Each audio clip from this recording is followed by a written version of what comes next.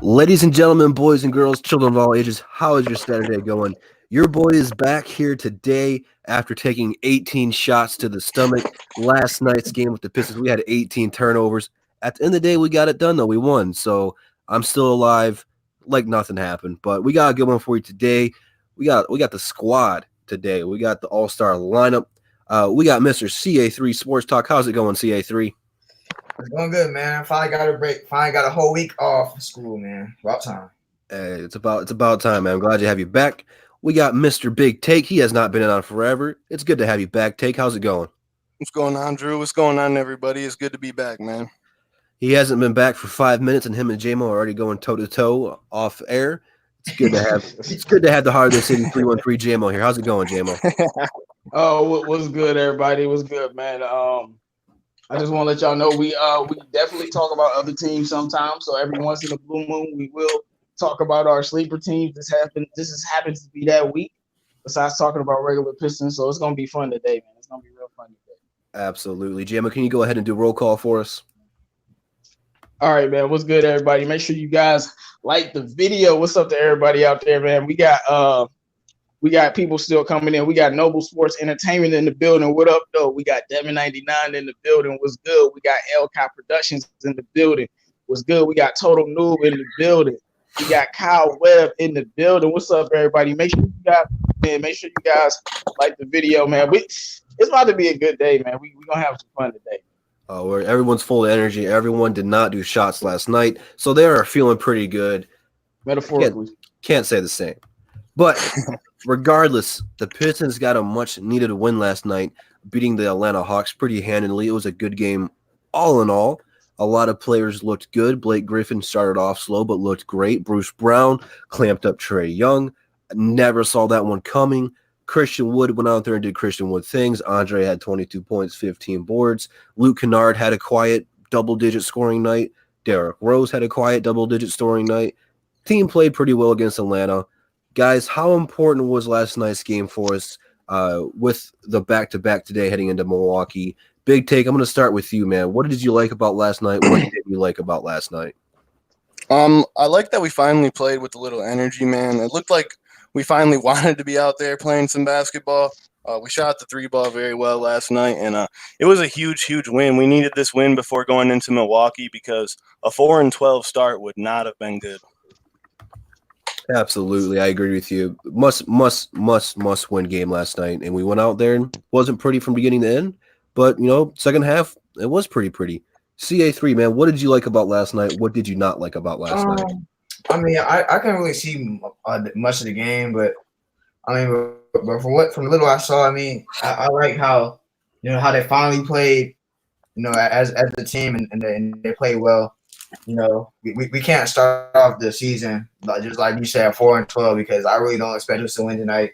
Giannis has been playing on a whole nother level, man, because that three is finally falling a little more, and I don't think we have a chance today, man. So they had to win last game, and I'm happy, that Bruce Brown's finally developing a little bit more. I think Luke Kennard's finally playing, pretty well since he's getting a little bit more minutes now.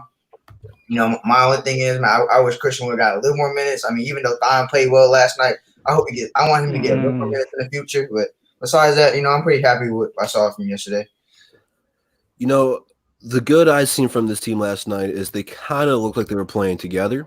The ball was moving around. Even with Blake out there, we limited Blake ball, and it still worked. And that's one of the downfalls with this team is Blake ball. I don't like Blake ball, especially when Blake's not 100% healthy.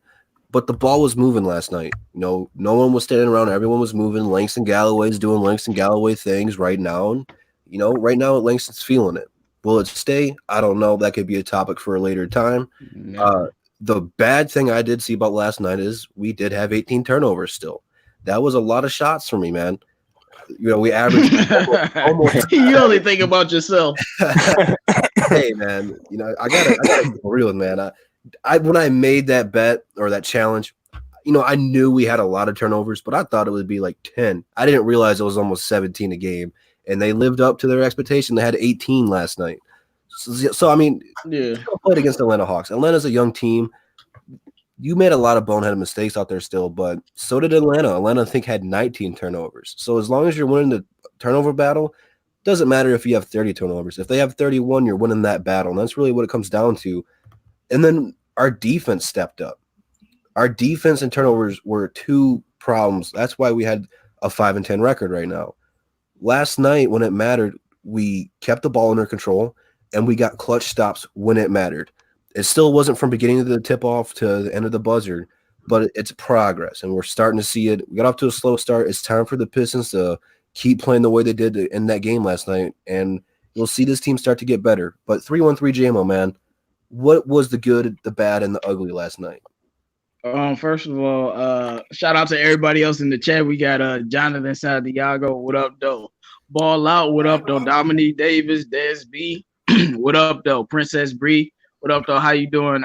We got Gleaming Circus, D-Map Zoom in the building. Make sure you guys like the video. And Cassidy Story. Yes, we had a very heated debate before the show started, and we probably will do that debate later on in the show. So get your popcorn ready. The good, the bad, and the ugly. First of all, Blake Ball.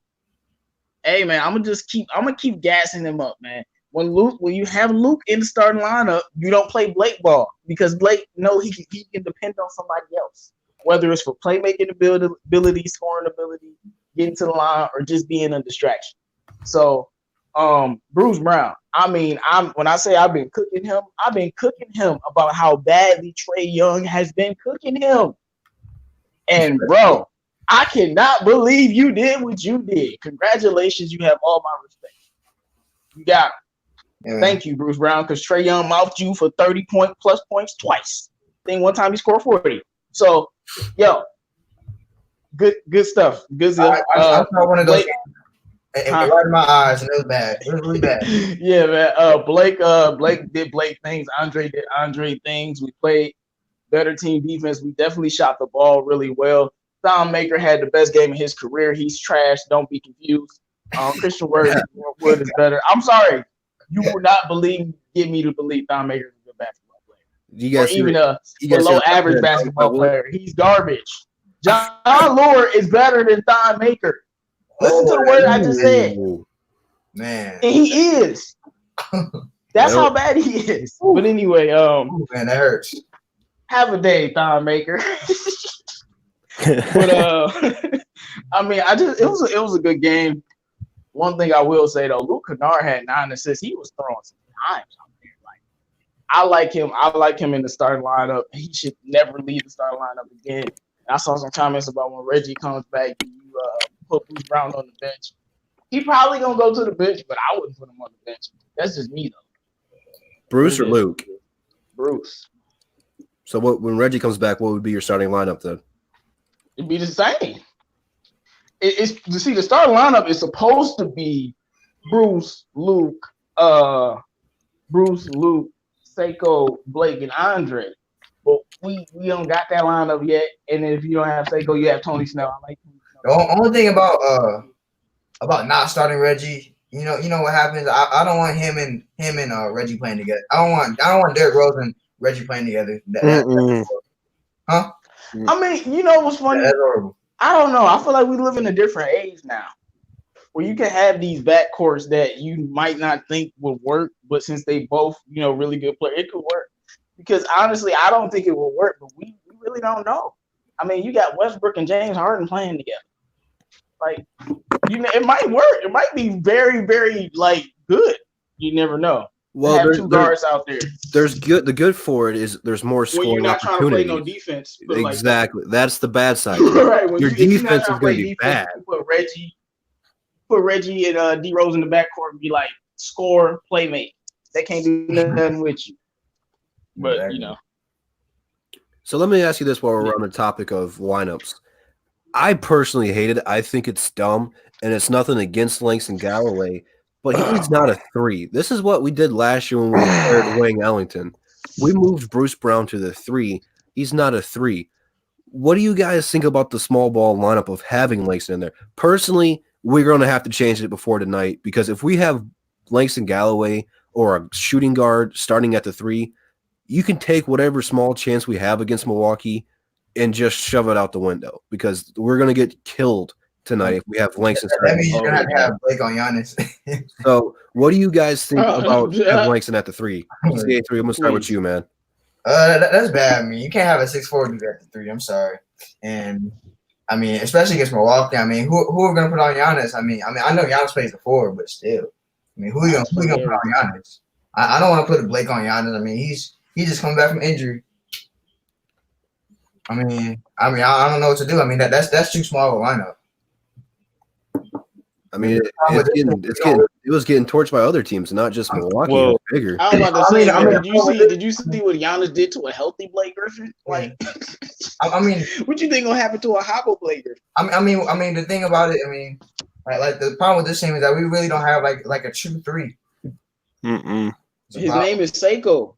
I mean, yeah, but he's sitting in the G League because our coaches is a bunch of idiots. But this is not the game to bring Sekou up for. Putting him against Giannis. It might be. Why not? I'm not doing because that. Milwaukee is all Giannis right now. Eric Bledsoe's playing solid, but Chris Middleton is hurt, and they just playing on the juice of Giannis and shooting. So throw them out there. And I'm just saying they not as good as they appear. It's just Giannis has just been so dominant. You know how LeBron James used to just carry teams and make them look dominant. That's what's going on right now. I don't mind having Seiko come out there because they got a lot of backup players playing right now. I think last night would have been the game to bring Sekou up for. You could have gave Blake a lot more time off to rest up for today. I don't. To me, I don't care. The game don't matter. Just get him in the game. Game don't matter, man. Yeah, but your first game going against Giannis is tough. What's that big take? It doesn't matter. Is Blake even going to play tonight? Probably not. I'm betting against it. I'm going to go ahead and say no. I don't even want him to play tonight. What's the point? I doubt it. So that probably means we're either going to start Markieff or Thon Maker. Yeah. I like Markieff better than Giannis. We already know Thon Maker barbecue chicken, so. Bro, don't put Thon Maker. Thon Maker need to be inactive this game. Like, do you know who our coach is, J-Mo? Do you know who's coaching this team right now? Dwayne Casey. Man, no. Cassidy Story says, "I bet you Casey plays him." There is no way Blake Griffin is playing. Like, if Blake Griffin plays, I'm gonna be pissed. Like, come on, man. Like, get a man some rest. He's not even healthy. We're not gonna beat Milwaukee. Come on, give it up. I think we gave Derrick Rose a lot of minute restriction last night, so that way we have Derrick Rose today.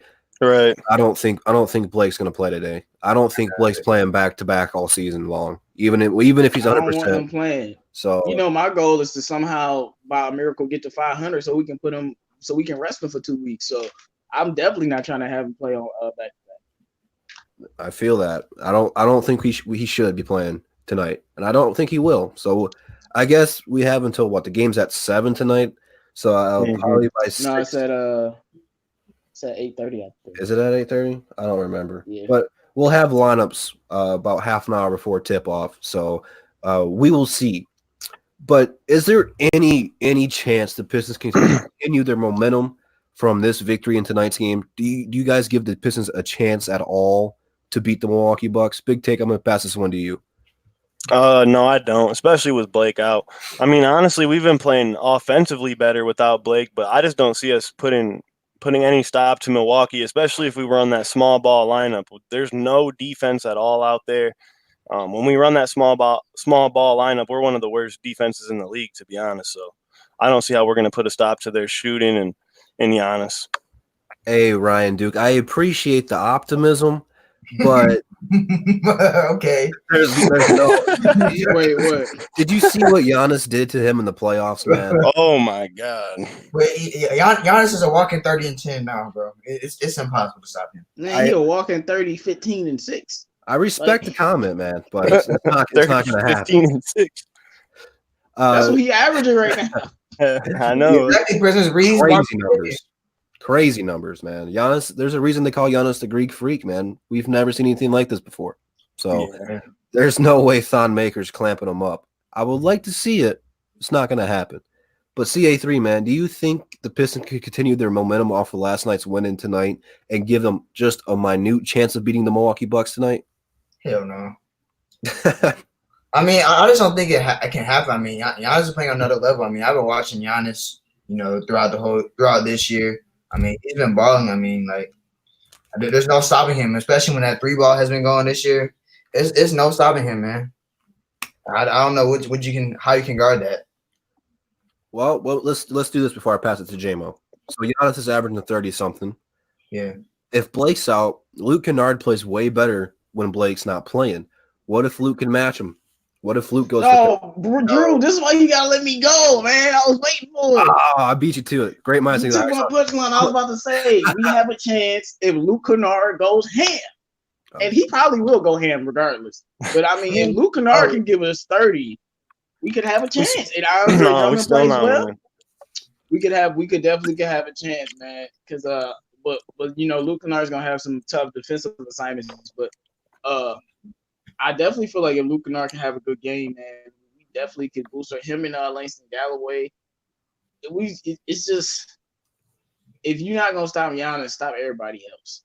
And the real hard thing with Milwaukee is Brook Lopez just like neutralizes Andre Drummond. So it's very hard to adjust for that. They got Robin Lopez now too.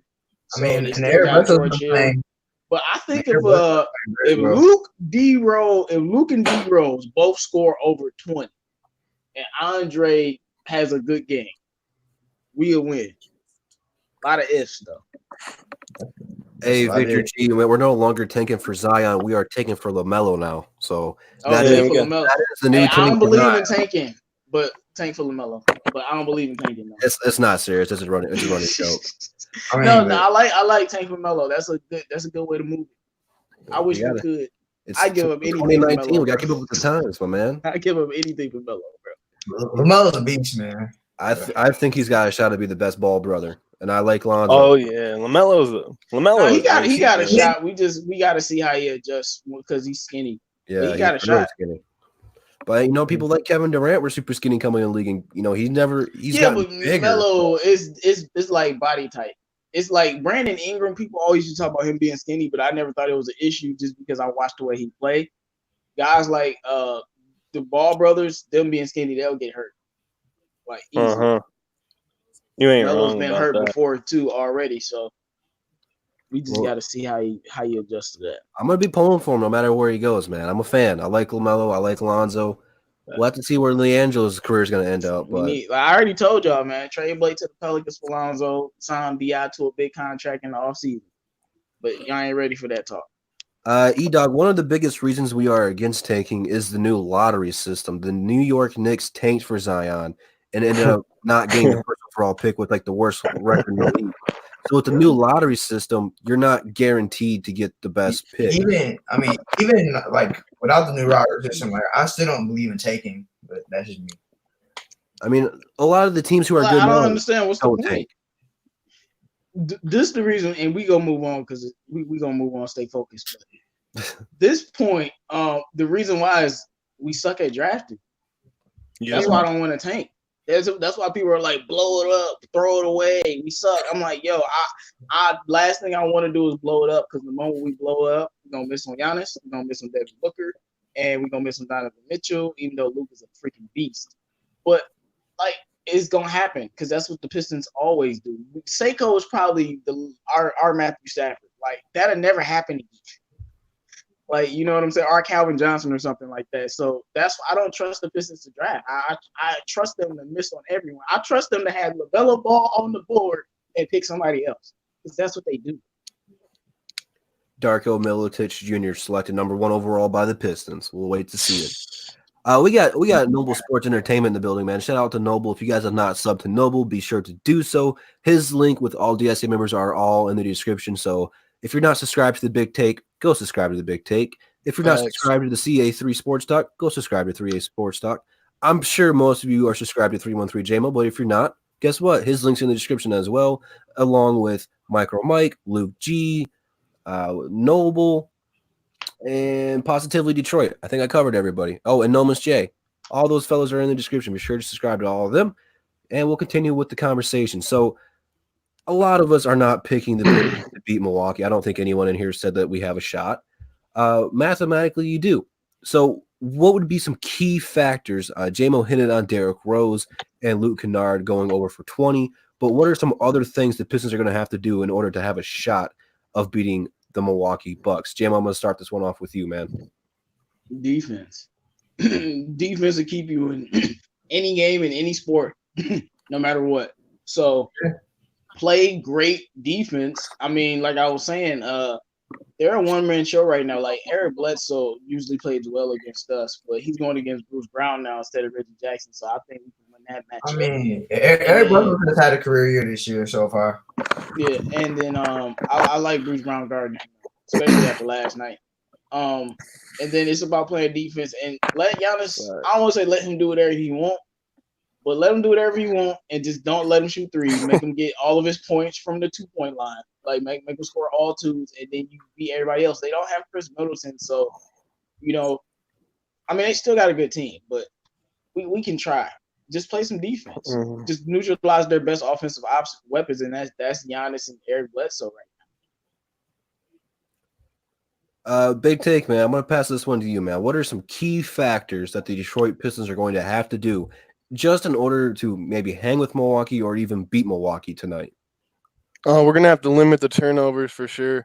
Milwaukee's too good of a team to turn the ball over against. And we're going to have to play perimeter defense. We cannot let them just go crazy shooting threes. We're one of the worst teams at perimeter defense in the league, so that scares me a little bit. But we saw the recipe to beating Giannis last year in the playoffs. I mean, teams were putting up a wall and just saying, try to beat us with your jump shot. So, I mean, if we can do that and try to make Giannis shoot the ball, I think we can have a chance to win the game. There's a reason you play all 82 Yeah, that games, don't work man. no more, though, because he can pass now, like, really good. And he can shoot a little bit. And It's not there yet. And he knows how to get out of double teams now. That's why I can't stand like that we missed on this guy. Could you imagine, man? Just imagine having him, Blake, and Andre right now. Bro, I'm crying. Real tears. Can we get an F in the chat, man? CA3, man. What are your key factors in order for the Detroit Pistons to have a remote shot at beating the Bucks? I mean, for us to beat the Bucks, I mean, first off, we definitely got to play defense. And then somehow some weird role play is gonna have to step up. Somebody's gonna have to step up. I mean, Speak.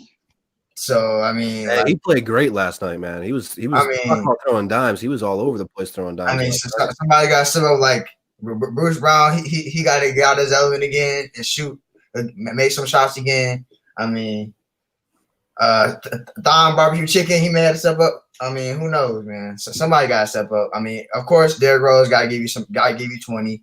Luke got to give you 20 plus, and Drummond got to give you 20 plus. So and then other role players got to step up too. So that's how we got to win. Hey, Luke G's Field Review said, "What up, though, fellas? I'm stuck at a trash event. Shake my head. I thought the Lions played on Sundays, but hey, man, chill on us. We getting a dub this Sunday, hopefully. But Speed only had 5 points, but Speed don't show up on the stat sheet, man.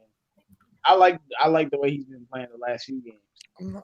J-Mo, do I hate Andre? That's a random question, but no, I do not hate Andre. Right there from E-Dog. He's not a fan of Andre. He's not a stan of Andre, but I don't think he. Yeah, I think the only person I don't like his inconsistency. Like, I'm not. What's the game we just lost before the Hawks game? He didn't play well. Charlotte. That's what I don't like. I'm not a fan of Andre, boys, at this point. Dominique Davis said Bone is second in the G League in assistant game and leads to drives and points per game. Why is Frazier on the roster instead of him playing nice for Rose? Yeah, we don't know. And then we have Dwayne Casey in the media talking about, well, yeah, I've been thinking of bringing up Sekou. He's been balling out. But, I'm thinking about it. Bad coaching, guys. But we'll pray that Jordan Bone and Sekou are brought up because they're balling. You know what Dwayne Casey in the front office is doing with Bone and Sekou right now? I don't know how many of you guys in the chat have done this, but it's like when you're talking to multiple girls, or if you're a girl talking to multiple guys, and you're talking to them, you're flirting with them, and they want to go out or something, and you kind of just brush them off, and then they're your plan B if all else fails. That's kind of what they're doing right now with these two players. I just don't understand. Like, it feels like every time, like Casey gets a lot of talent. I mean, like I'm gonna use Siakam and Van Vliet, for example. I mean, the Siakam and Van Vliet, they were G leaguers. I mean, until like just out of nowhere that they started playing in the NBA and they started balling. I don't understand. Mark, it makes a good point. He said Drive is looking good for development, and I've been really impressed with what they have done with the G League. What was it? The D League before then. this is something new that we're experiencing. It's only been around for a few years, and now you're seeing teams really invest into players. So even though we want to see Sekou and Bone out here playing right now, it is better for them to go down there and play for however long they're going to be down there rather than just sitting on the bench. At least they're getting some experience. You got some coaches who communicate with Dwayne Casey and the front office of the Pistons, so they're building them the way they want to get built. You're really seeing the G League become more of a huge factor for NBA teams, not just the Pistons. You guys made a good point of the Toronto Raptors using it as a good place for them. So, I mean, you're seeing something new here in the NBA. So, you can draft players on potential. You don't have to rush them right now. Go ahead, J-Mo. How did you got that? Noble said KC doesn't play the young guys, so how could they get that experience and development? So I was gonna say, like, when you were saying that it's better than them to play in the G League than sitting on the bench. I understand that, but like I said, you don't get better playing in the NBA without playing in the NBA. And our team could we could use them. Like, if we were healthy, I could understand, but we lost every point guard on the roster at one point in the season. We had who running point? It was Bruce Brown. Bruce Brown and Luke Kennard had to become our point guard. So I don't know. It just don't make sense. I feel like we be trying to rationalize people being stupid sometimes. It's just stupid. Shad, man, I don't know if the G League would have helped Darko out. I don't think anyone could have helped Darko out. That was Nope. just a whiff. So that was just on the Pistons being dumb. Talk about J-Mo saying people being dumb. That was a dumb move by the Pistons back then. But let's go ahead and advance over to the next topic, man. We got a lot to talk about and a whole lot less time to do. And about the midway point, we are going to pass it over to the peeps and let them go ahead and ask us any question they want. But let's talk about a big rumor that's been going around the last couple of days involving Andre Drummond, because there's been a lot of people in the chat asking for it. But the rumor being Charlotte is very, very interested in Andre Drummond. They said that they have been after him for about a year. They plan to target him in free agency. I'm not sure how much money Charlotte's going to have, but I know Michael Jordan's not afraid to throw the bag around on people who aren't all-stars. But Andre is an all-star. Not saying it's going to make or break Charlotte, but the report was, I can't remember the reporter who broke the news because it wasn't Woj, but he was verified. Anyway, he said with the Pistons' struggles that Charlotte might make an advance attempt in getting Andre Drummond into trade this season. Big take, man. What are your thoughts on the rumors of Charlotte trying to potentially be a trade investor in Andre? I don't think they're the right investors. I don't really see what Charlotte could give us. I know Michael Jordan is like the king of trying to finesse people with these little stingy trades. So I don't see Charlotte giving up enough for Andre Drummond. Unless they were to give up like multiple first round picks, then that would be something we could talk about. But no, I don't think that's the right deal. Not Charlotte. I mean, the thing about Charlotte, I mean, I don't know what pieces they'll be willing to give up for Andre because they have a lot of young talent on that team, like Devontae Graham, Miles Bridges, and all those young guys. And I don't think they would give up those young guys for Andre Drummond. I mean, they'll have to give them a bunch of draft picks for Andre Drummond. So I don't know. I don't know. Michael Jordan would. Michael Jordan be trying to finesse people, bro. But I mean, I don't know how he could finesse. I mean, I don't know how he. That's what I'm saying. Man, they don't got nothing on. He never does, but he tries to throw. I mean, bro, we got more on the Grand.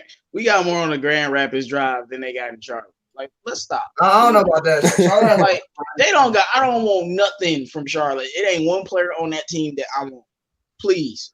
Only player waste of time. Find a team in the West, because I'm not trading him to the East. Find a team in the West with some talent on it. Trade him there. Only player I would say is Devontae Graham. That's it. Man, I like Devontae Graham a lot, but no. Like, I said Devontae Graham is a bunch of draft picks. That's all I would. No. But they only want to give up one first round I need an actual basketball player, and Devontae Graham is averaging like 18. He's playing well. I like him. But no, I need a real player. Like, give me BI. Give me somebody who want to be somebody. No. Give me somebody for real. Drummond's trade value isn't as high as we might think. Miles Bridges, Malik. Oh no, I don't agree with that. Picks. Are you crazy, Noble? Malik, Miles Bridges, like what? I'm sorry. Trading trash for Andre Drummond, bro. No, come on, man. Andre's got value, people, man. Andre's 26, and he's a nightly 20-20 machine. Is he the best center in the league? No, but he's top 3, top 5. You're gonna have to pay him like one. He's worth $25 million. There's not too many centers you're gonna say that are head over heels better than Dre. I mean, there's no center in this league that has Andre's skill set when it comes to rebounding and being able to handle the ball. I mean, there's nobody like that. We trade him. I'm unbiased towards it. Like, we trade him, cool. We don't, cool. But I'm not trading him to Charlotte. They don't have anything worth trading for. It's nothing over there. I'll trade him to Boston. Okay. Yeah, Carson Edwards, of course. I mean, Jimbo's never going to say no to Carson Edwards or Lonzo. Right. I'm never going to say no to Carson Edwards. Like, he needs to be on the Pistons team. But right, that's what I was Miles thinking. Bridges too. is a nice, solid player. Malik Monk is okay. Devontae Graham, that's a nice, solid player. Andre Drummond is a perennial all-star player, top 3 center in the league, greatest rebounder of all time. Yes, of all time, besides Will Chamberlain. What are we talking about? I'm not giving him Dennis Rodman. The worm. Dennis Rodman is not. When Andre Drummond's career will be over, he'll have more rebounds. More rebounds, but he is not the same rebounder as Dennis Rodman. No, bro. I don't know about that. I disagree. No, Dennis Rodman's older than animal, bro. Andre Drummond is lazy, bro. He is not the animal that that Dennis Rodman is. Andre Drummond Dennis Rodman is was lazy, bro. bro. That dude was giving you. Dude, if Dennis Rodman was guarding Andre Drummond, he would come out with more rebounds in a game than Drummond. I promise you. I don't care about none of that. I'm talking. Let the stats talk, man. Andre Drummond is gonna be the greatest. Stats that lead to no wins. I mean, what? Dennis Rodman carry the team by himself now? No, but I'm just saying he's a much better rebounder than Drummond, bro. He's not a much better. I don't know about much better, but I would take Dennis Rodman. Hold on, fellas. Hold on. You gotta reason it out here, guys. 'Cause I see both sides of the arguments. Here's what you gotta realize, though. Andre is one of the stars in this team. Dennis Rodman throughout his career was not. He played with Joe Dumars, Isaiah Thomas, Scottie Pippen, Michael Jordan. He played with Shaq in L.A. He was with David Robinson in San Antonio. Dennis Rodman was a role player and a very great role player, probably one of the greatest role players of all time. He was never an all-star. He was never a person that anyone tried to build around. He was a person that you got on your team to help take you to the next level. But Andre is an all-star. So well, it's absolutely. different. I'm not saying he's a better player. I'm just saying he's a better rebounder, in my opinion. It's close. I don't it's closer agree than with you that think because he has a more Rodman, tenacious, bro. Dennis Rodman I do not see that animal like, in Drummond ever in his career. I mean, I don't even care about that. I'm not about to debate the eye test. I don't really care about mentality. Drummond's averaging 15 rebounds a game. He's gonna be the number 1 rebounder of all time. What is the league where about? In the league where rebounding don't matter, so that means it's even more impressive. And where way more shots are going up and coming off the rim. That's a good point. That's true. They do shoot a lot more. No, back in the 80s, they took a lot of shots.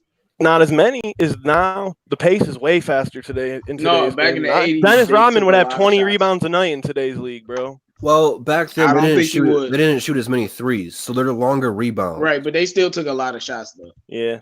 They shot a lot more mid-range. They're shorter rebounds, so the ball stays on the rim. Threes, the ball can go anywhere. So, I mean, it's both impressive. Yeah, okay. Rodman averaged 13 rebounds per game in his career. Andre's at 15. So, that is that. And Rodman played for like 17 years or something crazy like that, too. So, I mean, if Dre stays healthy, Dre's got to have But Rodman was 6'8", bro. I don't care. Drummond's 6'10". Exactly. He should get 15 He's 2 rebounds inches a game. taller. He should get 15 rebounds a game. You're 6'11", 280 pounds, bro. Drummond is 6'10". Drummond is 6'10". He's an undersized big. But we were just debating who was the best rebounder. I told you Drummond was better, and then you're saying Rodman was shorter, so that means he's better. No, he was a better, bro. Okay. Drummond averaged 15. He averaged 13. You say he was 6'10". He's only 2 inches taller than Dennis Rodman. Okay, so when LeBron passes Jordan on the scorers list, is LeBron a better scorer than Jordan? No. LeBron. Then how can you point out an average number? Because Jordan averaged. This is why I'm gonna tell you why. Jordan averaged 30 points a game. LeBron averaged 27 points a game. That's why. That's why. Oh my god! Just like Drummond averaged 15, Rodman averaged 13. Who It's has more simple. rebounds in their career? It's gonna be Andre Drummond. Yeah. It's the same argument though. Like what? How is it the same argument? You said LeBron has more points than Jordan. He's better. I said I'm no, saying because when he Jordan passes averaged him, 30. is he a better scorer because he has No, more points? because Jordan career you're saying average Drummond is is a better 30. rebounder because he has more rebounds. No, because he has a higher career average. That's what I said. You just got confused somewhere. I said he's averaging 15. Robin's averaging 13. Drummond has a higher career average. Michael Jordan has a higher career scorer average than LeBron James. Don't matter how many points he scores. I don't see how. Okay, if that's what you want to think. I don't like comparing LeBron and Jordan anyway, so I don't like that comparison. I mean, If a because dude LeBron plays and for MJ are 25 different players. years, Drew, if a dude plays for 25 years, averages 20 points a game, and he's the number one scorer of all time, he's not the number one scorer. He just played for 25 years. No, I get it. That's my point. I'm not See, arguing. we got I just LeBron. never, But how about can you Chase really Young say- being a monster? Okay. No. just my whole thing with the MJ LeBron thing is they're two different players, man. They don't play the same style. Yeah, I would just. So I don't like comparing them to begin with. You know, Rodman and Drummond play similar style of games. They're both one of the best rebounders of all time. The thing you guys are going to have to do is you come back here in 10, 15 years when Andre retires and then have the same conversation. Because right now, Drummond's only 26, and he's in the top 5 or something like that in all-time rebounds for the Detroit Pistons. And we've had some of the greatest rebounders of all time. You talk about Ben Wallace. A lot of people don't talk about Ben Wallace being a great rebounder. He was. Bill Laimbeer, probably one of the best position rebounders. Mm-hmm. Super unathletic white guy, but he got 10 rebounds a game. You got to give credit where credit is due. Bill Laimbeer was an OG, dog. And Dennis Rodman's, right now probably the greatest rebounder of all time. But when you talk about Andre Drummond, though, he's only 26. He hasn't been in the league as long as Rodman, so it's not a fair comparison. Right. But the potential is for it there. Right now, Dennis Rodman is only better. Dennis Rodman's only better right now because he's been in the league longer. Like I said, you got to wait until Andre. But retires. how is he better though?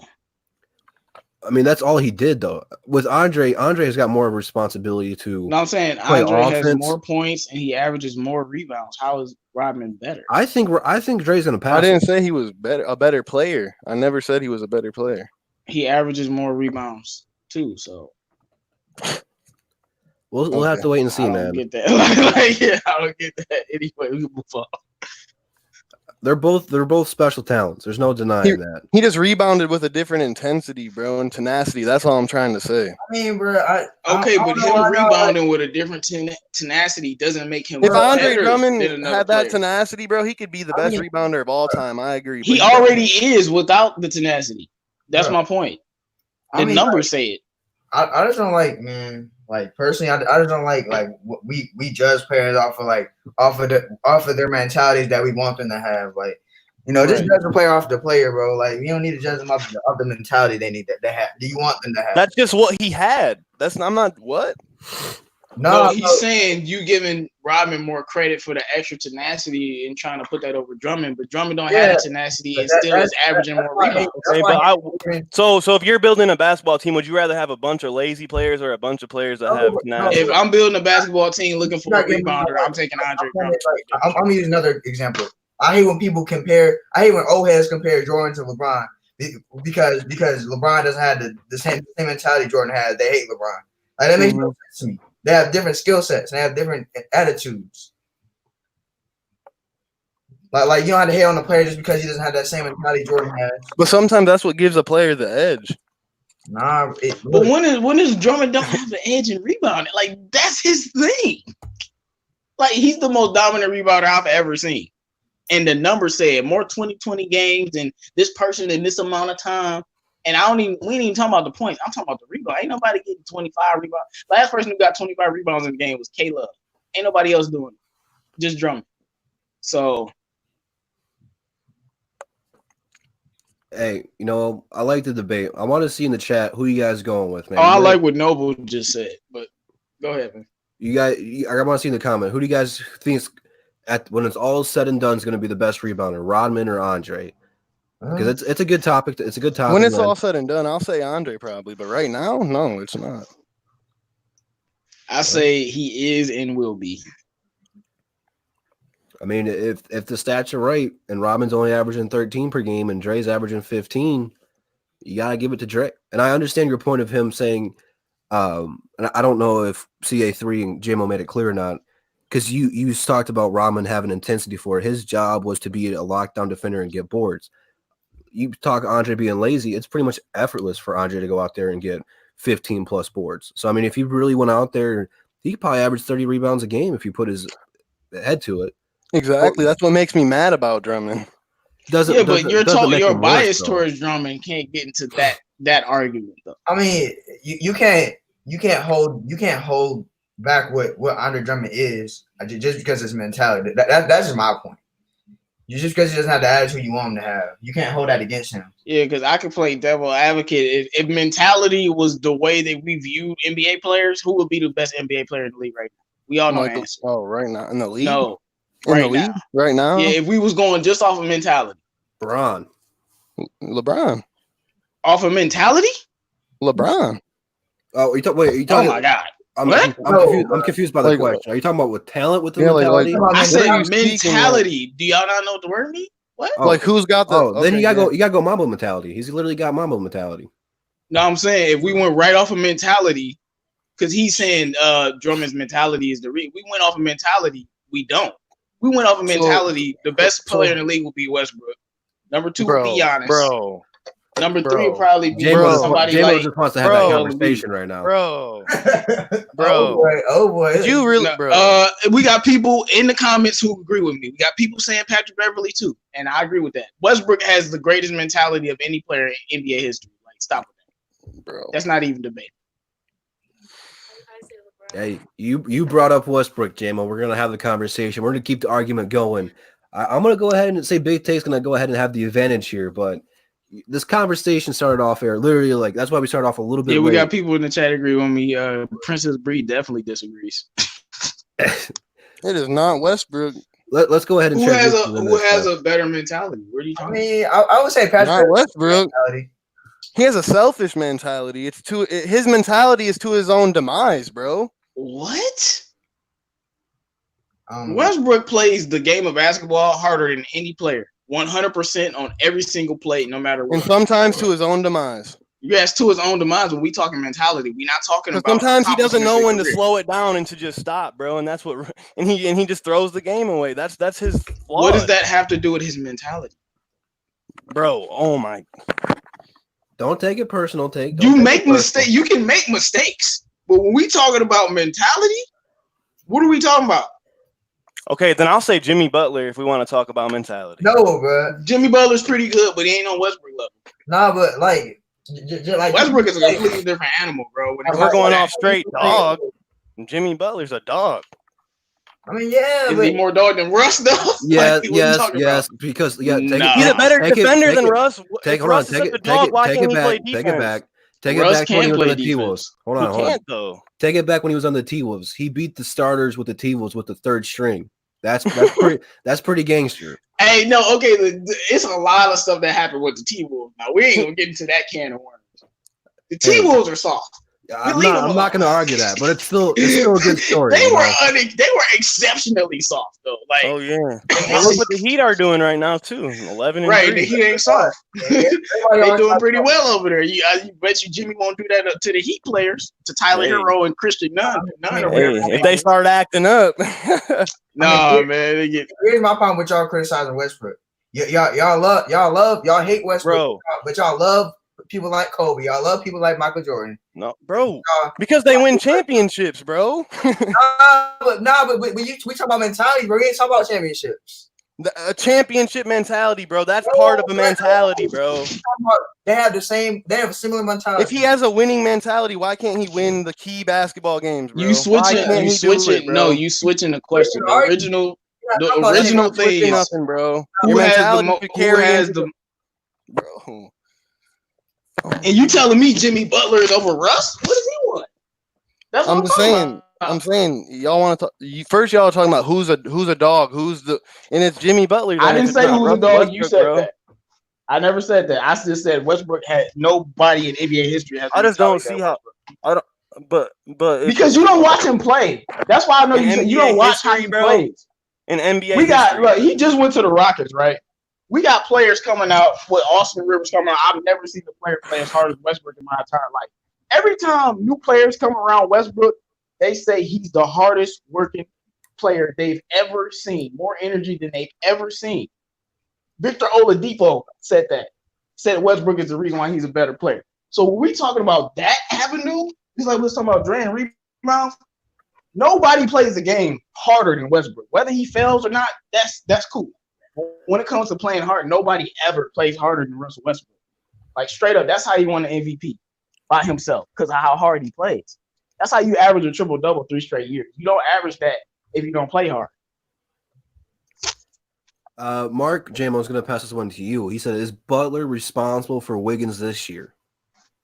How would he be responsible Right. for Wiggins this year? Wiggins is just getting better. Okay, then Victor Oladipo is just getting better. I mean, What are you talking about? You just said Russell, bro. Like, What? What are you talking about, Big Tate? I didn't say Andrew Wiggins said that Jimmy Butler helped him get better. I mean, what? People openly said that, like in the interview, that Russell Westbrook. Right. That's what he said. Right now, he openly He said he that. taught him how to be an NBA player, man. Like, come on. That's a good conversation we're having here, man. This is crazy. You know, I didn't. I don't even know what Noble is talking about. you would just think if this mentality was so good, if he's the hardest playing player, it would lead to something, bro. But it never does. And I'm gonna tell you why it don't lead to nothing, because the greatest players Because he doesn't can shoot. have nobody. Westbrook can't shoot. That's his Achilles heel. It's always All of the greatest players can shoot the basketball. Why can't So he he get needs a his team of mentality shooters. right and get his jumper right? Then? Talent, bro. You can't fix something. You can't fix something that can't be fixed. If you're a beast, if you have this insane mentality, you can do anything, bro. Nah, you just have to get. You have to expand your game. If you're and get that better. guy, you said You have to expand your game and get better in You said other he has ways. If I know I can't do something, I improve myself. So what did he do? He became a better passer to basketball. Became a better player in general. You have to know your weaknesses, bro. Like LeBron at the free throw line. Everybody has a weakness. I mean, like, I'll use Patrick Beverly for example. Like, I love his mentality, but I don't think he's I don't think he's that good of a basketball player. But he has a great mentality. I mean, mentality has nothing to do with talent, bro. Oh, I like what Devin99 said. Westbrook is the type of guy to be on the on-4 going to work Pistons. He's a dog simple. He could be on the Bad Boys too. Yes, he's a complete dog. Bro. Oh, I don't want to change the subject or cut you guys off, but real quick, Tony, man, I appreciate the $1.99. He says, for Dre, I need Zeller, Graham, Washington, and picks from the Hornets. No. I don't know about that. Like, can we trade with Washington instead of they got some players over there instead of PJ Washington? Like, I don't know why E-Dog hates Westbrook, but good luck with that. I mean, like, to me, it's hard to dislike Russell Westbrook. I mean, like, he has a dog mentality, man. I don't dislike him. I just don't no, think but he's that we guy. were about that. He's very talented, but he ain't that guy. He's very talented, but he ain't that guy. He still got the greatest mentality ever. Now what? He's still not that guy. Over Kobe, though? That's what I'm saying, bro. Over Kobe and Jordan, he has better mentality. We never said. Have you seen? That's what he said. See how Westbrook plays, bro? I've never seen a player play that hard. Just because Kobe is my favorite player. Just because he runs up the court faster than Kobe Bryant does not mean he plays I'm not talking about running up the court. I'm talking about effort. Come on, bro. I'm talking about effort. Nobody gives more effort than Westbrook. No one was more focused and locked into a game than Kobe Bryant, bro. That's effort. I'm going to MJ on all time. Kobe Bryant is my favorite player. Russell but Westbrook he doesn't play as hard as Westbrook defense, does. bro. Where's the mentality if you can't play Westbrook defense? can't play defense. What are you talking about? You don't play hard on defense. Where's the Yes, mentality? Westbrook doesn't play defense. Westbrook Are you tripping? He doesn't play defense, Bro, when does Russell Westbrook play defense, bro? You just made Jimbo run out of the room, bro. Russ has always played defense, bro. His whole career, bro. He's always played defense.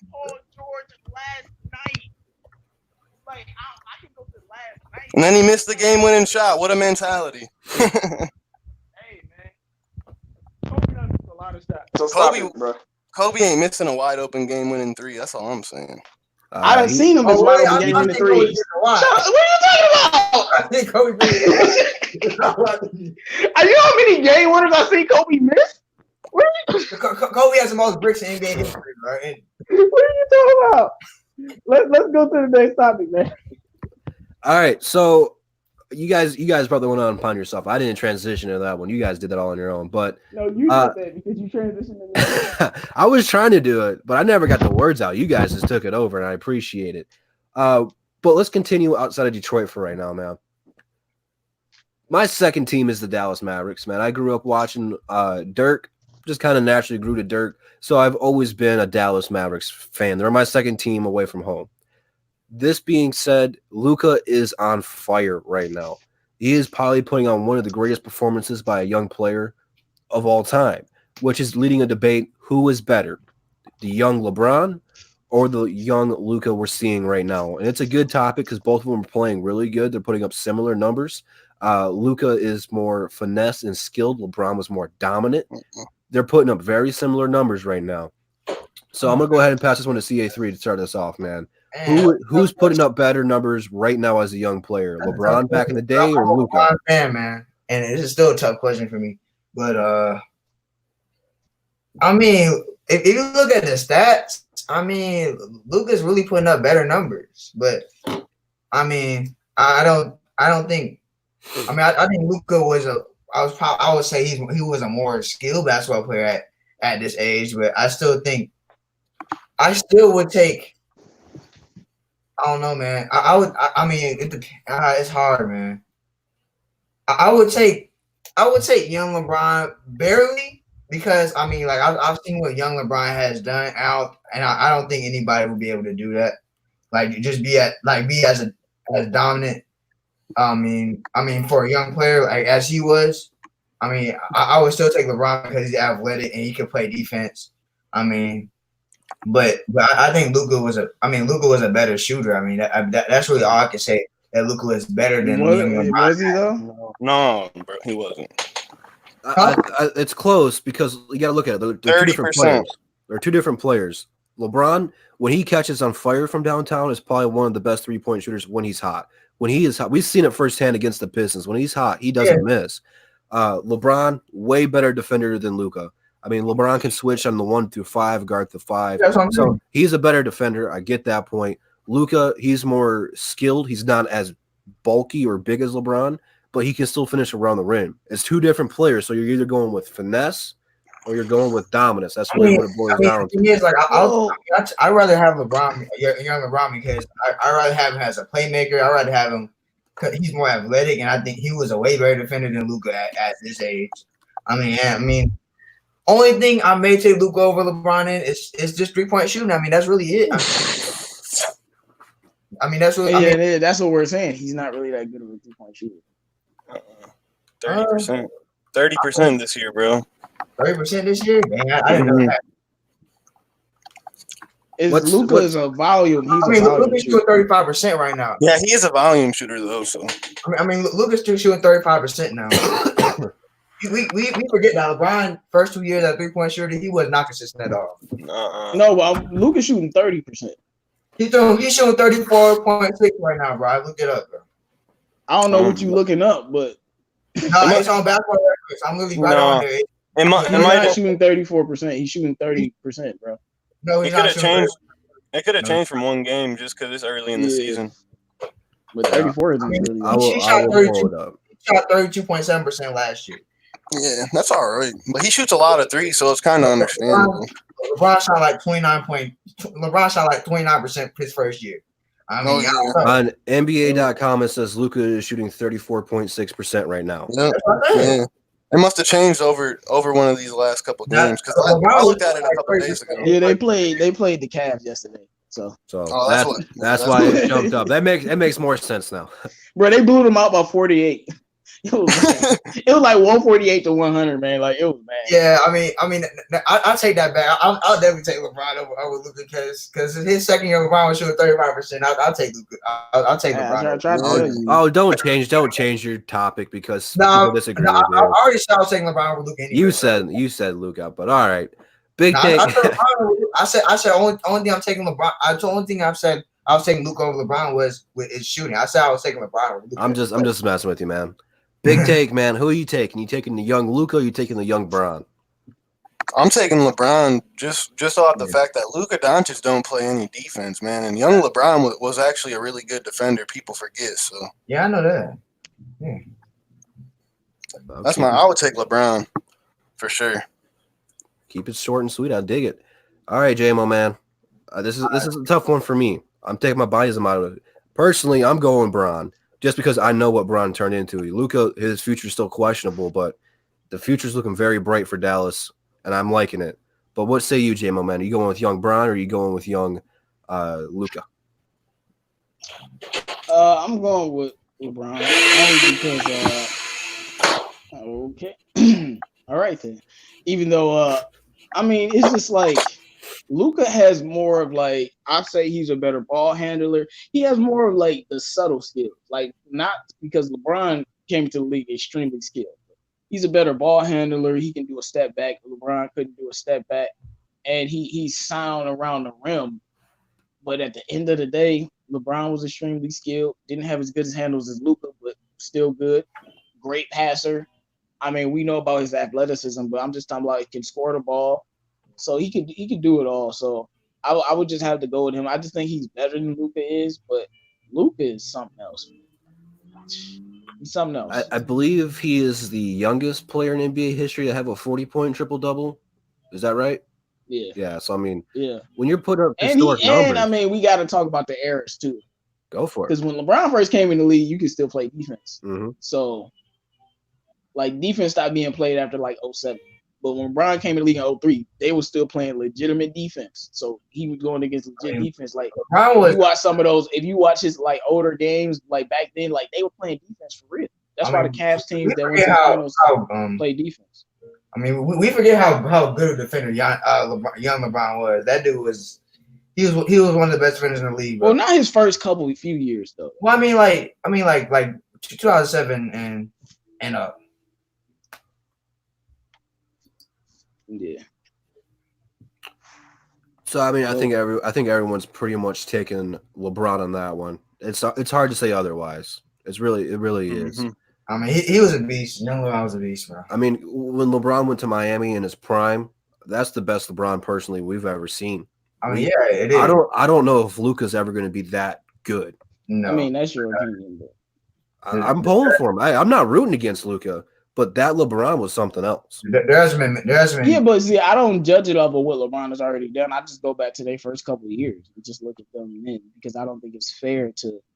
Well, since we've seen LeBron win a championship and Luka isn't as good. Well, no, we got to go by what they did back then. That's the way that I look. That's the way that I judge it. I mean, it's a good start for him to have it being compared to LeBron already. No, man, Luka is dog. I was trying my hardest to be like, no. Now, Luka's top 4 next 10 years. Him, Giannis are they're in there solidified already. Like those are gonna be the guys. Probably Zion Williamson. And the 4th, we don't know who the 4th is. Or I'm probably not thinking of him. Maybe Sekou, maybe Trae Young, something like that. Like, but he's gonna be a top 4 player. Like straight up. Him and Giannis is booked in there. Tough to argue with that, man. I mean, the only thing I can say about Luka that Luka might do that Luka might have over LeBron after his second year is over is that Luka made the playoffs in his second year. LeBron didn't. That's the only thing I can say. But better team though. But I mean, but Luka had a better team a little bit, slightly better team. So, you know, all right. We got a couple more topics to talk about before we switch back to the Pistons and before we open up the floor to some questions. Last night, Kemba Walker went down. They're have him in concussion protocol, but if you guys did not see it, he was going for a loose ball, and his teammate was standing there, and he ran pretty much neck first right into the dude's belly. They had to take him off on a stretcher. Don't know how serious it is or anything like that yet. We'll have to wait for more details. But, J-Mo, man, what does this injury mean to Boston? I know you're not a big Boston fan, but Kemba Walker is one of the best point guards in the league, man. What are they going to have to do while he's out, or what does this mean for Kemba going forward, man? Drew undersold that when he said I'm not a big fan of Boston. Boston is literally the team that I hate the most in the NBA. Now, moving on. It's a huge loss. But I can't even say that. It's like I'm so biased toward Carson Edwards, man, because I feel like now that this means he gets more opportunity. But it's a huge loss. He's been leading that team. The locker room has been good. He's been scoring for them. He's been assisting the ball for them, and he's just been a leader for them.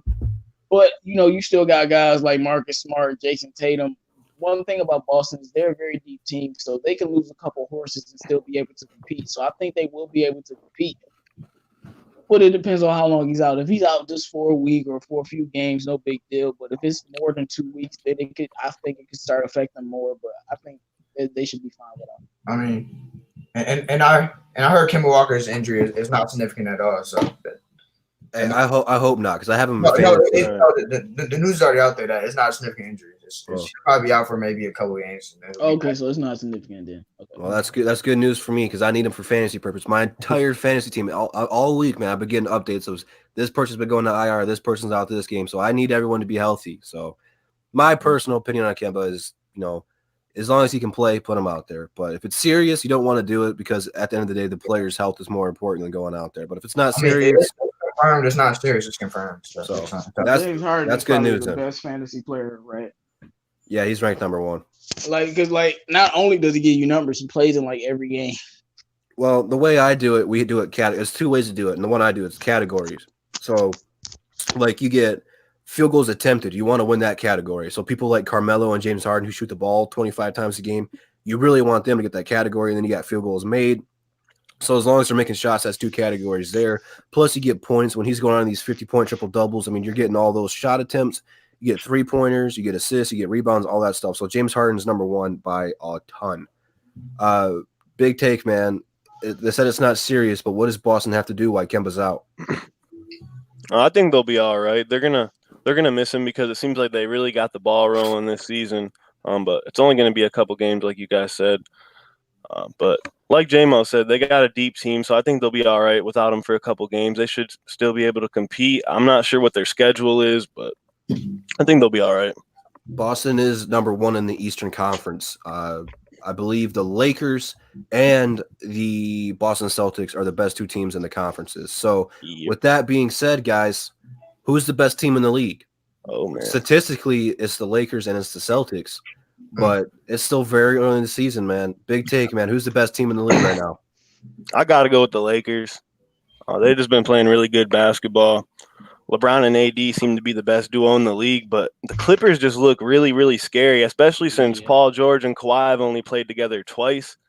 And when they're out there on the floor together, they suffocate other teams' offense completely. It's crazy to watch, especially when Pat Beverly's out there too.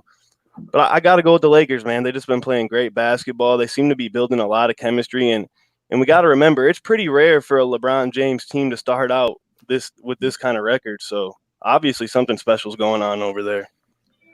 Personally, I think I'm going with the Clippers, man. I still think they're deep. I mean, you got Luka coming off the bench. Kawhi's got to stay healthy. AD is going to cause them problems, but I like the Clippers, man. They got a ton of talent. Yeah. The problem being is they're in the West. The West is the tough, but I like the Clippers a ton. I've been high on them since they got Kawhi. I think the Lakers are. I think the Lakers are better than the Clippers, bro. And I think the Clippers are overrated to a certain degree because I don't think people put in consideration how small the team they are. I think the Lakers would beat them. I think they were to face it. I think the Lakers will win because I believe in the Lakers duo more than the Clippers duo. And I'm not really a Patrick Beverly believer like everybody else is. I think he's overrated, but I like his motor. But I think he's an overrated player. I mean, and then you look at the Clippers. I mean, when Paul, I don't think people put in consideration of how much the bench production would drop when Paul George comes back. I mean, not everybody's gonna be scoring like they were before Paul George was there. So, I mean, I think people got to put that in consideration. I mean, I think in the playoffs, Paul George, he'll turn into George Paul again. I think the Lakers will win, and I think the Lakers are better defensively than the Clippers. And yes, even with all the defensive players that the Clippers have, I think the Lakers are better defensively. And I just think the Lakers would win in the series. That's just my opinion. Well, leave it up to Noble to correct me. The Celtics are in a 2-game losing streak. They are now in 3rd place. Milwaukee is number 1 in the Eastern Conference, and Miami's right behind them. So I misspoke. That's my fault. They were number 1 like 2 days ago, but they lost 2 games in a row. Fell out. Yeah. Oh, we got Micro Mike in the building. What's good, man? Thanks for joining us. I'm feeling pretty good, man. It's like nothing even happened last night after 18. Bro. And LK, they took them to Game 6, not Game 7. And that Clippers team that took the Warriors to 6 games, that's a different team. And there is no way you can get me to believe they play as hard against the Warriors as they did if they weren't that team. Because they were the underdogs, they played above what they could play. But best team in the league, I'm gonna have to go with the Lakers. And it's one reason. For all the people, and I'm not even a LeBron fan. I told you Kobe's my favorite player. But for all the people who hate LeBron, it's your worst nightmare because y'all clowned him for missing the playoffs, and now the man done got rest for the first time in a decade. And guess what happened when he got rest? He can play defense now. So I guess he needed a year off. But LeBron James is playing defense, and if LeBron James is playing defense, it's over for the entire league, especially when Kevin Durant isn't in the league right now. KD, no Steph, no Clay, and LeBron playing defense with Anthony Davis. Oh, it's a wrap. Like it's over. Yeah. But you're going to help his hairline though. He needs to get his hairline fixed. Hey man, his hairline will forever be gone. Go ball. But I just feel like with the Lakers, I seen he cut that hair out. That's what he needs to do. No, he needs to just go ball. But with the Lakers, I just think I never thought. I knew they were going to be good. I had them at a 3 seed. I never thought they would be this good defensively. Anthony Davis has been playing great. Danny Green, you can see the roster is built well. Frank Vogel is actually looking like a good coach. You know, for LeBron, you only need to be a certain level of coach. And he looks like he's at that level to be able to go LeBron to a championship. And this is my thing. I think the Lakers are better than the Clippers. I don't think people realize it. Like when they match up, you have Kawhi Leonard, you have Paul George. But after that, you got Lou Williams. What else you got? That's it. Harold. And don't disrespect Montrezl Harrell like that. See, when I'm talking about what else you got, I'm talking about you have 4 players. Well, who do you want? Who do you want? Who do you want to depend on more? Who do you want to depend on more? Montrezl Harrell and Landry Shamet and Abisa Zubac, or champion JaVale McGee, champion Rajon Rondo, guys like that. Guys who've been there and done that. I'm going to go with the team with the more champions, and we know that Kawhi's a champion. But I'm going with those guys because I think in the closing moments, a guy like Danny Green, I know he's going to show up, even though he made that horrible pass that almost lost Toronto that game. But we remember that. I just trust the Lakers players more. And LeBron playing on both sides. Like, it's a wrap. I get what you're saying, but look at it this way. Okay, so you got LeBron, you got AD, and I'm going to give you Danny Green. Okay? Then you got Kawhi Leonard, Paul George, and Lou Will. That's a lot of scoring on both sides. But who's going to guard AD? Kuzma. Right, you got Kuzma. I mean, you got Dwight Howard. Avery Bradley. Who on the Clippers? Avery is all right. Who on the Clippers going to guard AD? I'll wait. They'll probably put Zubac. I'm not saying. I'm not saying that's the answer. I'm just saying that's what they're going to have to do. I mean, and we can talk about it because I feel like this how it would go. So if they're matching up, LeBron and Kawhi, wash them, throw them in the trash somewhere. Okay, now that's done. Now you got Lou Williams, Avery Bradley matchup. That can go either way, or a matchup with Danny Green. That go either way depending on the night. So then you have Paul George versus AD. If you want to watch that, you can. But now I still got Kuz. I still got JaVale McGee. I still got Dwight Howard. I even got Jared Dudley to annoy you when I need him to. So, you know, it is what it is. I think the Lakers are a really deep team. I think they match up better than you think, though, man. It's not going to be a one lopsided battle. Of course not. This is a 7-game series. I'm telling you, man, if the NBA was smart and if the NBA is rigged, what they'll do for marketing is make it where we'll say they'll probably want the Lakers to be the 1 seed, okay? Because the Lakers are a bigger headline here.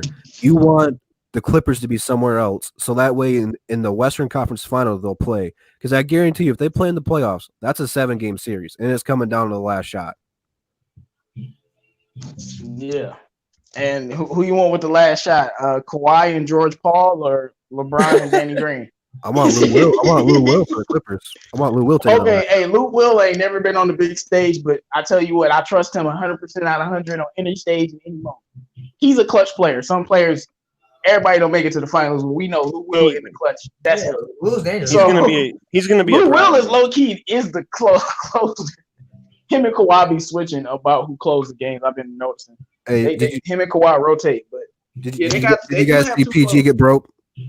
Man, So, oh my God, bro. See PG? Yeah, I seen that. James Harden, bro. He broke PG and Patrick Beverly. He ran them into each other. All right, man. Let's get back to the Pistons. We got one more topic before we go back to the Pistons. J-Mo, this is your question, so I'm going to let you handle this. But question being, are the Pelicans back on track after winning 5 out of 7? J-Mo, the floor is yours, man. Well, as I said earlier in the show, I know we got some people that came in here later. Make sure you guys like the video if you haven't. We got 24 people in the chat. Make sure you guys like the video if you haven't already. But we got our sleeper teams. Luke's sleeper team is the Mavericks. They doing well. I think somebody else's sleeper team was the Mavericks. I can't remember who it was. But I like the Pelicans. We know they hurting right now, but they've been playing great. Brandon Ingram is averaging 25. And the Pelicans have beat some good teams. They beat the Clippers. So I wasn't playing, but Paul George had like 35. Like, he was playing great. It was his first game back. So they've been beating some solid teams. And they've been winning games, and I think they're back. They had the toughest schedule in the NBA the first 10 games. So, and then they lost Lonzo, they lost Drew Holiday and Ingram. So that's why they started like that. But now, I mean, his back, baby. They gonna make the playoffs, and I'm looking at the playoff picture. Suns are gonna fall out. Spurs ain't gonna make the playoffs. All of a sudden, the Mavericks and the Pelicans, Drew, we in there, man. We called it, man. It's actually space for us. Like, I've been looking at it because the Suns and I forgot the other team. The Suns and there's some other team that can easily fall out, but they fall out. They're in there. I mean, and then Zion will come back in probably a few weeks. I mean, yeah, when Zion come back, it's a wrap. Only problem with Mavericks, they're not as deep as the Pelicans. Pelicans are deep. It's really Luka or bust right now for the Mavs. I mean, but winning the playoff series and making it to the playoffs, two different things. I think Luka can carry them there. But the Pelicans, people call me insane, but if they get lucky, they could go far, like second round, third round. That team is that deep.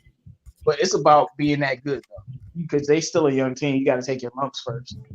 Pelicans, man, that squad is nice. When Zion come back, it's a wrap. Like, it's over. I mean, and I think why they're losing some games early because I think Drew Holiday started off a little slow. I think he's come back to his form again. Yeah, he started off averaging 13 points, shooting 35%. He's come back to his form again. He started off terrible, but he did get hurt. But also the thing is with the Pelicans, Ingram averaging 25. When Zion comes back, people think Ingram gonna stop averaging 25. I'm telling you right now, he gonna still average 25. It's Drew Holiday numbers. It's gonna be nasty when they all get healthy again. What say you, Big Take, man? What do you guys think on the Pelicans this year so far? They look pretty good. I mean, they've been banged up. They got 3 really tough games coming up. They got to play the Jazz today, and then they got to play the Clippers and the Lakers after that. So, that Lakers game. Woo!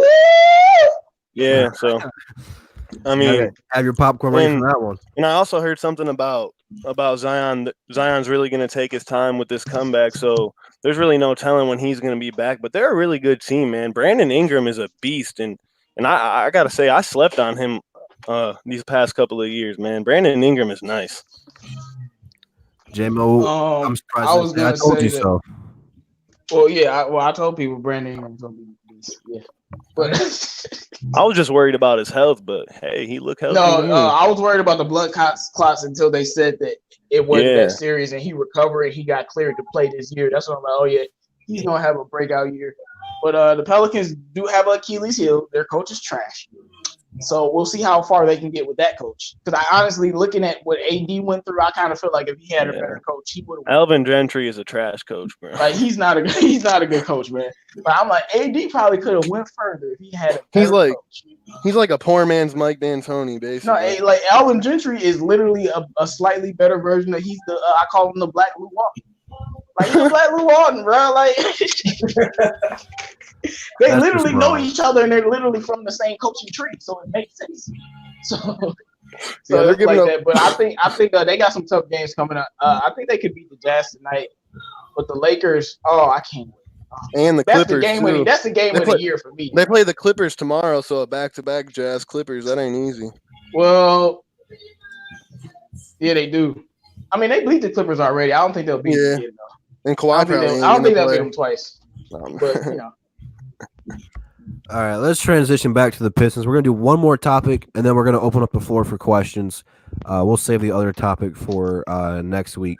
But Luke Kennard, man, having a great season. Absolutely, probably been one of the most improved players on this team. But the real question is Luke Kennard a top 3 candidate for most improved player of the year? Big take, man. What say you? Do you think Luke Kennard is a top 3 candidate for most improved player of the year so far?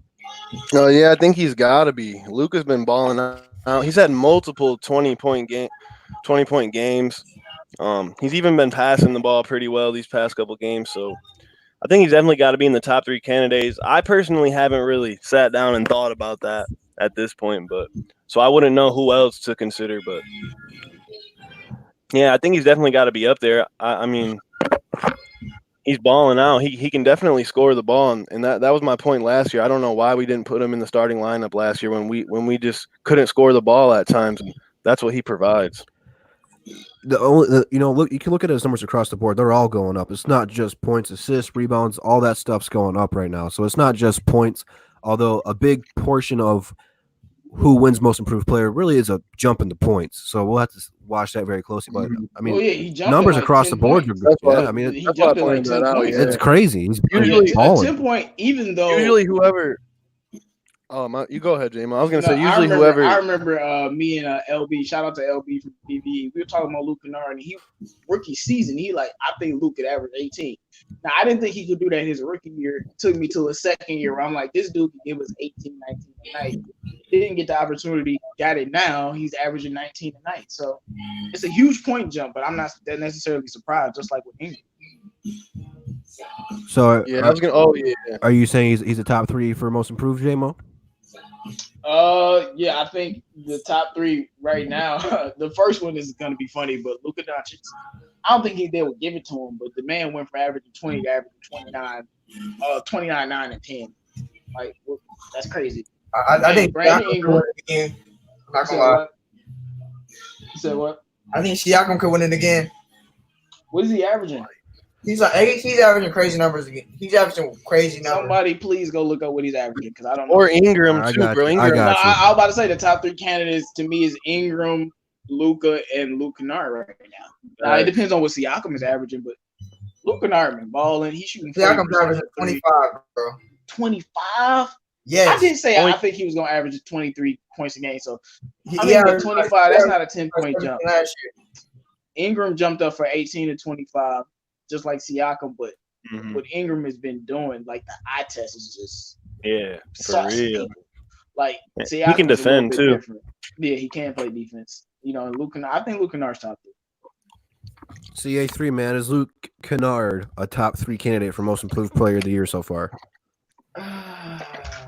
Man. I don't know about top 3. I think he's number 4 right now, but I mean he could be top 3 though. I just don't think people would consider him top 3 because of who he plays for. But I don't think people watch him like that. But I mean if you take all that out of consideration, I think he's a top 3 candidate because I mean every stat is really jumping up like crazy. I mean, I think he'll probably end the year like average like 18, 19.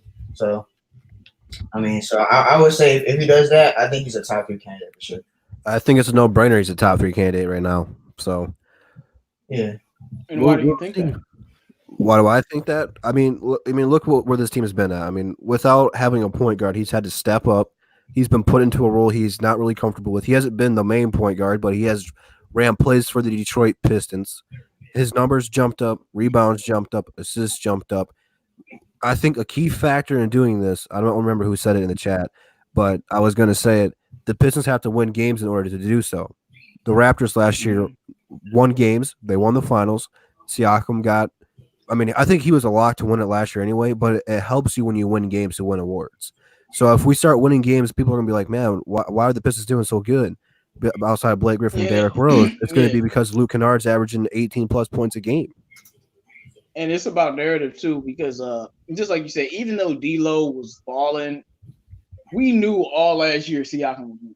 Right. And this year it seemed like Brandon Ingram gonna win it regardless. So, we're gonna see what happens. Like Luka's not gonna win it just because it's sad to say that, but I think Brandon Ingram is basically a lock to win it right now. Yeah, I think the case for Siakam is the fact that the Raptors are 10-4. Yeah, man. I told people Siakam was that guy, and I think one of y'all on the panel didn't believe. I think it was Nomis. But that record plays. Nomis also had the Knicks making the playoffs, so. Hey. Hey, man. Shout out to No. I don't want to throw him under the bus when he's not here, but I think the more Luke gets used to these ball handling duties, because 9 assists, I think wasn't that a career high for Luke? Mm-hmm. So I mean, I like what I see. I want to see him do a lot more of that. I've been wanting to see him do a lot more of that for a long time.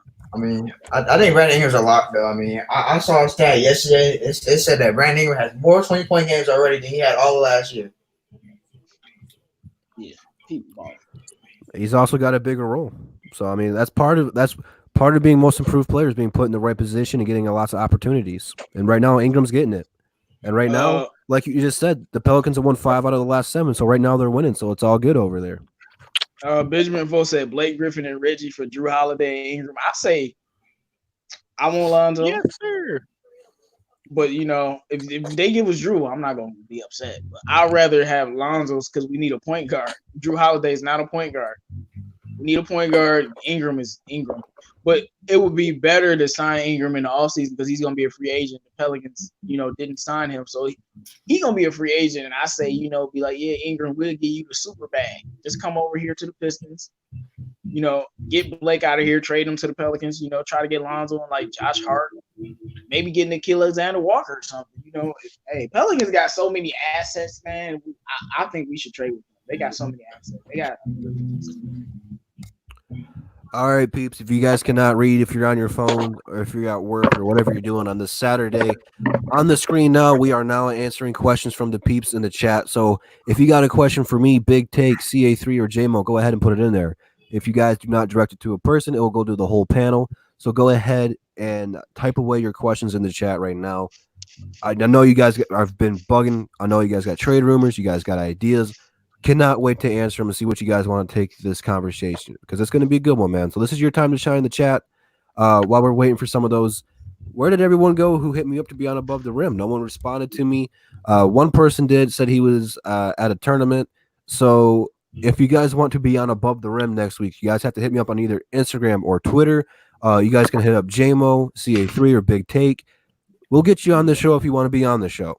So you just got to communicate. Definitely. We are only allowed to have 6 people on. DSA members do come first, but we'll get you guys on here if you guys want to get on here. So the first one I see is from E-Dog. He says Sekou comparison. I think it's safe to say his comparison is to Siakam. But what say you, Big Take? Is there any other player besides Siakam you want to compare him to? I'm trying to think, but that's the only thing that really rings a bell to me. I mean, I think he's a better shooter than Siakam, though. Does anyone have a different idea than Siakam? Giannis. I would be not as athletic, of course, but Giannis, besides the athleticism, Giannis. I don't think we'll ever see a player like Giannis again. Devin 99 says Sekou has no comparisons. He's one of a kind. I hope so. Trade for D'Lo. Devin 99 also says trade for D'Lo. The opportunity is going to be there. I know he's half-hearted serious. This is kind of his tank for Zion here, but I think there's going to be an opportunity at the trade deadline for the Pistons to do so, especially if Andre doesn't want to resign. That's the destination that Andre might go to is the Warriors. Yeah, man, ain't no person that don't want to go to the Warriors. Well, we'll see. Shoot, Andre would be like, "Oh, you gonna send me to Golden State? Yeah, where I need to sign." I guarantee you, he would do that in a heartbeat. Marvin Tolbert says Blake to Phoenix for Saric, Aubrey, Baines, and a first rounder. Carl, I'm going to pass that one to you, my man. Oh man, that's tough right there, man. Because I mean, Sarge been playing well. Oubre's been playing well. I mean, Aaron Baines has had a career year so far. I mean, and the first rounder. I mean, I don't know. That's tough, man. I would. That's a tough question. It's like a party wants to say yes and a party wants to say no. I mean, but I'll have to say yes. I mean, that's a good deal for him because Blake. I mean, he covers a lot of cap space. I mean, and it'll be good. I mean, and he's getting older by year. So, I mean, I might take that actually. Alrighty. Cassidy says LeBron or Michael Jordan. I'm gonna open this up to everybody. We're not gonna go heated like Westbrook, but J-Mo, man, Michael Jordan or LeBron? Why? All right, everybody on the panel, can we just answer with one person and just keep it moving? Yeah. It's Michael Jordan. Next. Carl? Yeah, I'm gonna have to say Michael Jordan. I'm a LeBron fan, but Michael Jordan is anything. Take LeBron. Okay, we're gonna leave you on an island. I'm going MJ all day long, my man.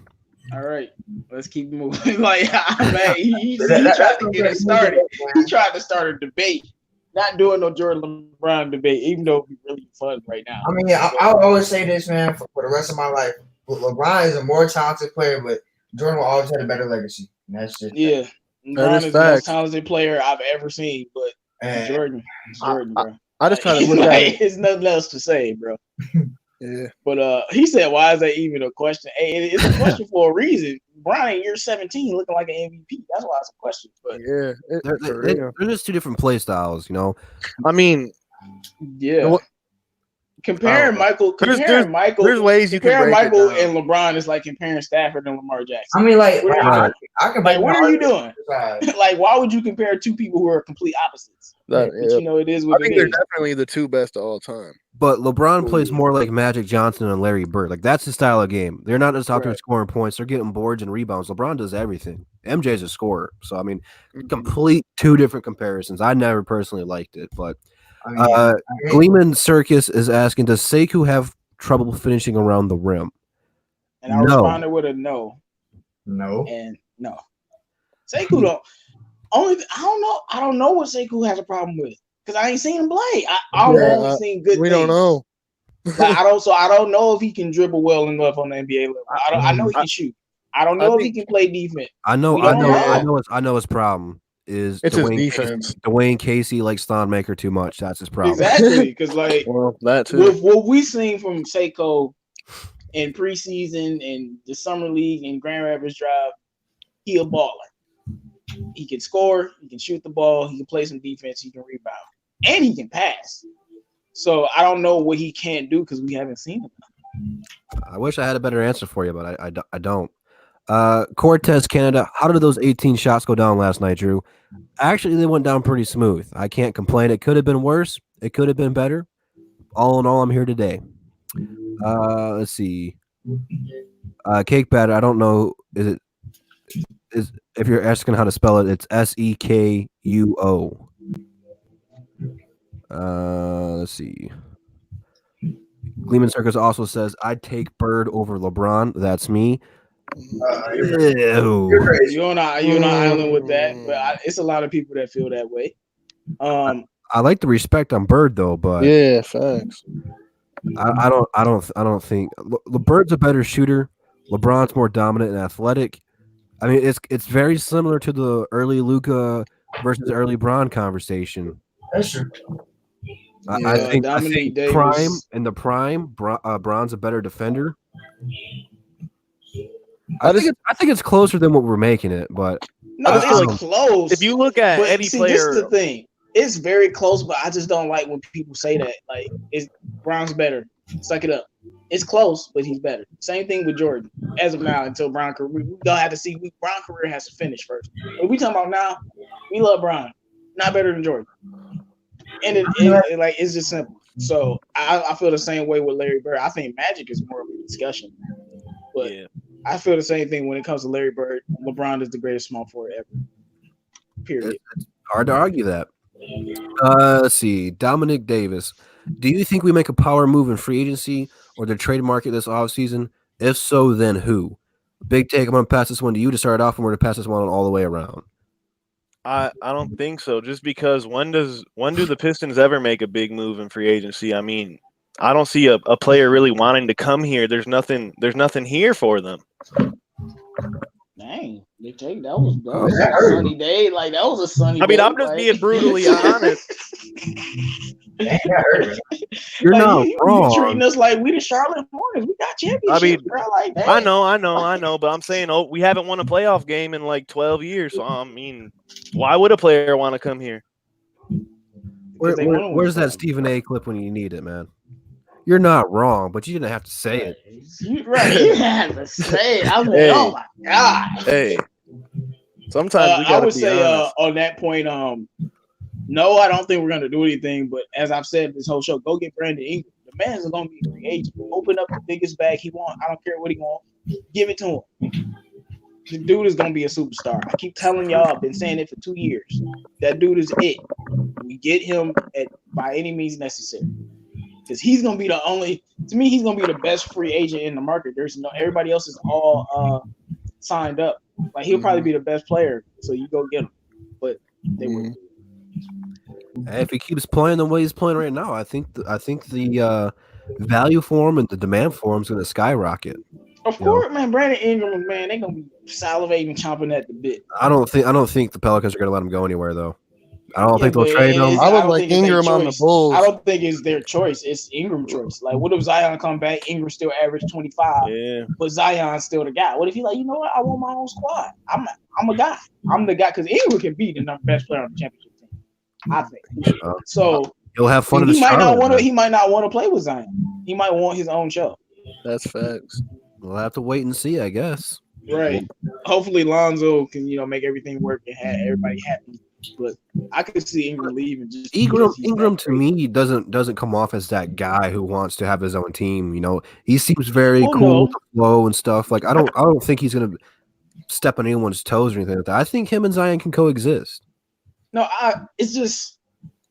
Ingram. One thing I like about him is he. Funny part, he reminds me of Kevin Durant in the sense of they just play ball. They humble. They like to score, and they just like Ingram is a hooper. When those trade talks were going on in LA, what happened to Ingram? He started balling like this. Like literally. He started doing this. That's why people were like, oh my goodness, he end up getting hurt. But so that's the kind of caliber of person that is hard when it comes to playing basketball. So I don't think he's not an egotistical person, but look, man, when you averaging 25 in the NBA and you that guy, hey, and then the team opened up a super bag, like we'll give you a max. And then the Pelicans like, we'll give you a max, or we got to give you less because we got to play some other people. It depends on how it is, but I think that I want Ingram to stay for the benefit of that team. But if we talking about the benefit of the Detroit Pistons, we need Ingram. All right. We need a wing. We need a wing player. I agree. CA3, let's get your thoughts on this right quick, man. Do you think the Pistons will make a power move in free agency or the trade market this offseason? I just don't know how they could. I mean, they don't really have any. They don't really have any money. They don't really have any cash space that they could completely, convince a player to move here. And besides that, I don't think anybody would want to take a pay cut to come here. I mean, there's really nothing. Really attractive about coming to Detroit in free agency. But that's just my opinion. I think a lot of people feel that way. I don't know what would persuade a player to come here in free agency. That's what I'm. Yeah, Blake Griffin and Derrick Rose. Those are your two persuaders. I know Blake Griffin's overpaid, and a lot of the fan base wants him out of here. Andre's a free agent though, so I'm not going to go ahead and say Andre is going to officially be here. But under contract right now, Blake and D Rose will still both be here. Derrick Rose coming back the last 2 seasons, awesome, right? Players around the league want to play with Derrick Rose. They want to see Derrick Rose thrive and be successful.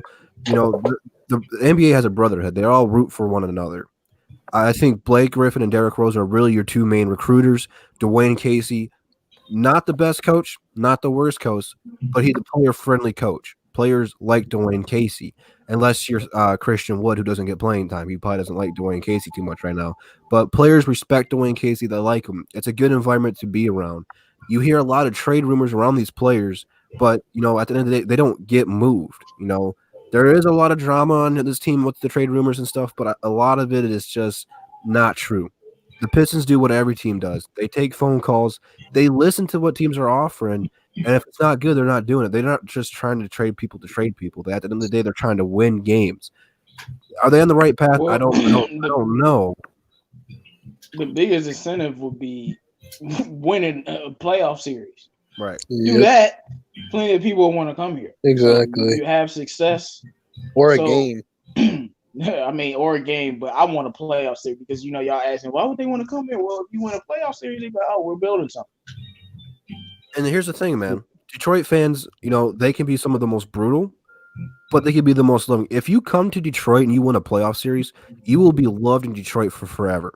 There's no denying. I mean, we still hold Chauncey Billups, Big Ben, Tayshaun Prince, Rasheed Wallace, Rip, all those guys in a high standard because they came here and won. And they're not even the greatest players of all time, but we talk about them like they are. It's because they won here. Don't disrespect us. Yeah, right. We defend them because they won here for us. We go to war for those guys. You come here in Detroit and you start winning, you'll be loved for the rest of your life. You don't have to worry about that. So, yeah, low key, the 04 Pistons, 04 Pistons were so unexpected. They're almost more royalty than the Bad Boys outside of Isaiah and Joe Dumars. 04 Pistons is like royalty. For real. And they beat Shaq and Kobe 4-1. Come on. What? Come on. 4-1. Shaq and Kobe. The only time I ever went rooting for Kobe. What I wanted to do to live back in those days, but we've been on for $1:30 and change. We've had a great show so far, so we are going to go ahead and pass it around and give final thoughts. We are just going to go right to left. So, Big Take, man, I'm going to pass it to you, man. What are your final thoughts on today's show? Oh, it was a great show, man. Great to be back on Above the Rim. I'm expecting to be here every Saturday now again that I got things situated. I got a few videos I just recently uploaded to my channel, so you guys can go check those out. Make sure you subscribe to me and all the DSA members. Believe the links are in Drew's description. So, yeah, great show. Great talking to you guys. Great debating with J-Mo and all you guys. It was awesome, man. Youngblood CA3, what do you got for closing thoughts today? It was nice being back on the show. Nice to have a little free time just to talk. It was good. It was a great debate today. Great debates today. I'm excited to see what the Pistons can do and to turn around their season and making a playoff push. We'll see what they can do, man. All right, well spoken. Heart of the City 313 J-Mo, man. What do you got to close out the show for us today? What's up, everybody, man? This was a fun show today. As I told y'all, we would talk about some sleeper teams. We won't do it every week, but every once in a while, maybe once a month, we will discuss some other teams, man, and other things in the NBA. But the Pistons going to have a tough game tonight. I just hope we compete. I hope it's close. It would be nice to win. It would be wonderful to win. But we just got to try hard. And make sure you guys subscribe to all of our channels. Detroit Drew, Big Tate, CA3 Sports Talk, Nomus, Jay, Noble Sports Entertainment. We all talk the basketball and everyone else. And I just hope the team can get better because I feel like we have a lot of flaws with the Pistons right now. Can't play much defense. Dwayne Casey, rotations are still, his Achilles heel. But hopefully we improve, be better, and hopefully we get Brandon Ingram. That's it. All right, man. I love how J-Mo Smooth talks to everybody when it's his time to shine and closing thoughts and opening the show. But that's what makes the DSA so great today, man. I mean, you've seen Big Take. You've seen J-Mo go head-to-head. Carl was in there, too. You've seen it on the round table last week of J-Mo and Luke going at it. That's the good thing about the DSA, man. We can go toe-to-toe. We can get loud. We can argue. But at the end of the day, when the show's off, we're all cool. It's nothing personal. So don't think there's anything wrong with the DSA because we got like that. No. We're just very, very stubborn, and we like getting our points across. It's nothing personal, but it's a great show. You got to love it, man.